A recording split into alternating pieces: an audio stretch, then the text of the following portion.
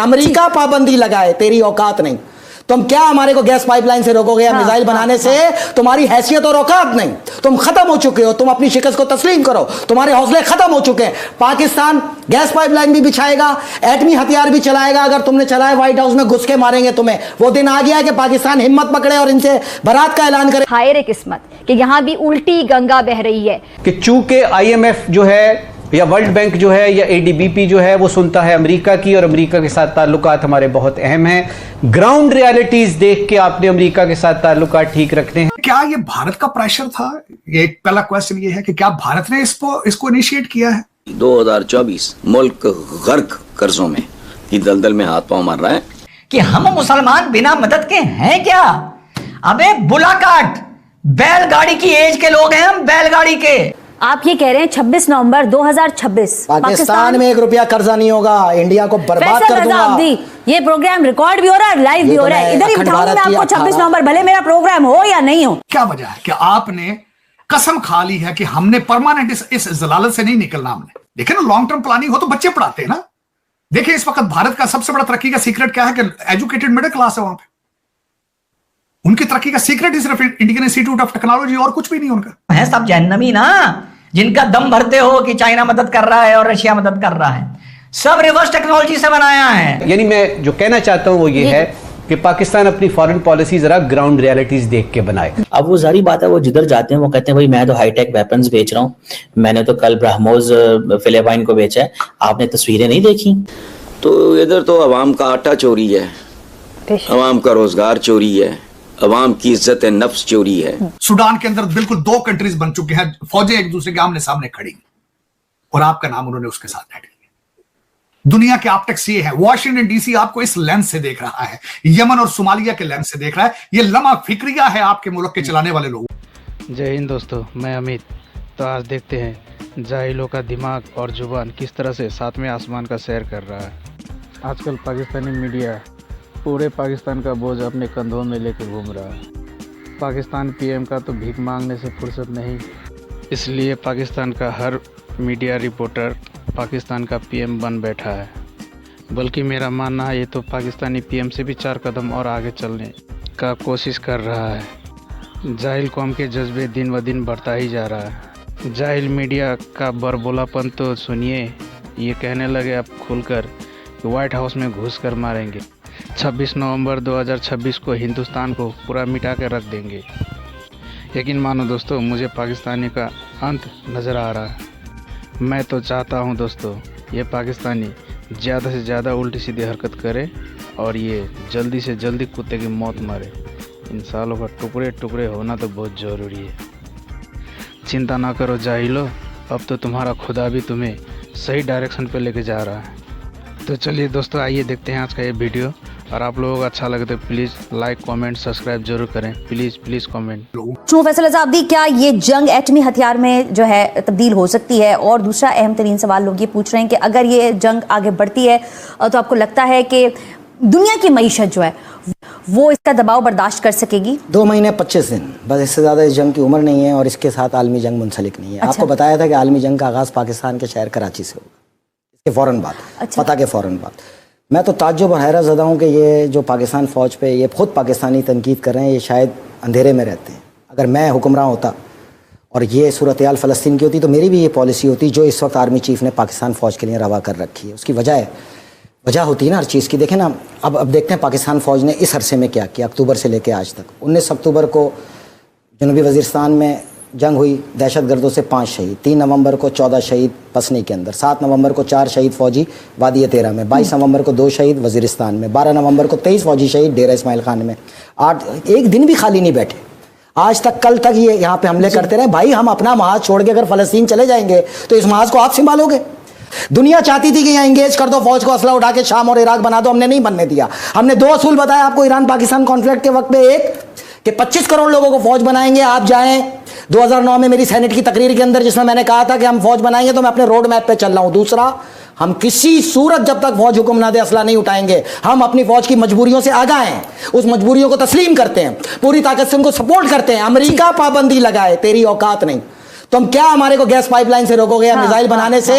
तुम्हारी हैसियत और औकात नहीं, तुम खत्म हो चुके हो, तुम अपनी शिकस्त को तस्लीम करो, तुम्हारे हौसले खत्म हो चुके हैं। पाकिस्तान गैस पाइपलाइन भी बिछाएगा, एटमी हथियार भी चलाएगा, अगर तुमने चलाए व्हाइट हाउस में घुस के मारेंगे तुम्हें। वो दिन आ गया है कि पाकिस्तान हिम्मत पकड़े और इनसे बरात का ऐलान करे इस अमेरिका से। मैं आपको हल्फन और कसमन कहता हूं कि वो रिसर्च मौजूद है कि जून में किस भी अपनी जेब से देंगे और ये कर्जा भी 26 नवंबर 2026 उठा के बाहर फेंक के मारेंगे।